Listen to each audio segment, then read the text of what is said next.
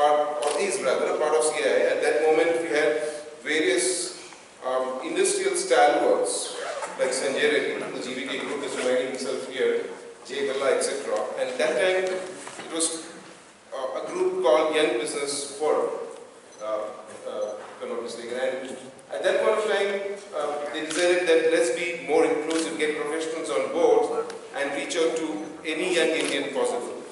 Three main initiatives that we have nationally. One is Yuva. So with Yuva, we reach out to college students. We have this program and structured course for 2 years, wherein we reach out to college students, and at the end of 2 years, right, we give them a certificate. YI has an entrepreneurship vertical as well. What we do with the entrepreneurship vertical is we are the representatives for India in the G20 Youth Entrepreneurship Summit or Young Entrepreneurship Summit.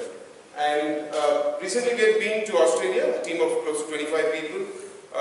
We went there and signed up an MOU which had an action plan on India, and what we ended up pledging is that we are going to implement this action plan as a part of YI.